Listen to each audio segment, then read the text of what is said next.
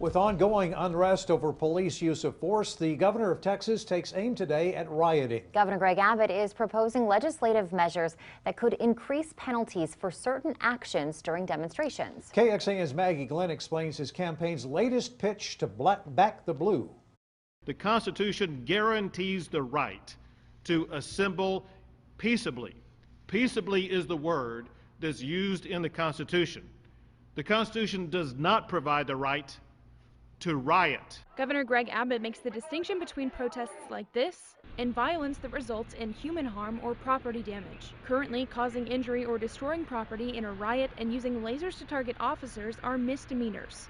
Abbott wants state lawmakers to increase those charges to felonies. If you harm a police officer, you're not going to be walking the streets again for at least 6 months. Half of the legislative proposals he announced Thursday would add penalties to existing laws. There are also 3 completely new proposals. Using fireworks at protests and riots is a new one. Abbott says the use of fireworks should lead to jail time, and anyone blocking hospital entrances should be charged with a felony, as well as those found aiding or abetting rioters. Democrats call this campaign event a political ploy and a distraction from the actual problems. He can threaten to make a police state all he wants, but if you want to actually protect police officers, again, it goes back to his coronavirus response. House Speaker Dennis Bonnen says the new proposals are meant to protect protesters. What Governor Abbott's laying out today brings honor and dignity and respect to the cause.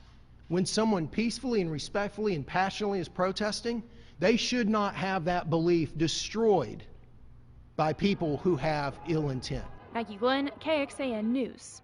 Governor Abbott says criminals charged with any of these new offenses would remain in jail until their first court appearance at least.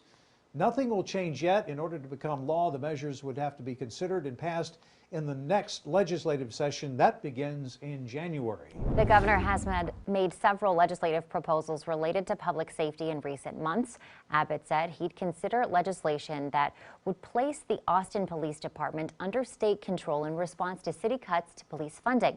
He also pushed another legislative proposal to freeze property tax revenue in cities that defund police, although Abbott has yet to define what constitutes defunding. The last proposal would permanently remove annexation powers from cities that defund police. The governor's plan would also let people previously annexed in those cities vote to remove themselves from the city's jurisdiction.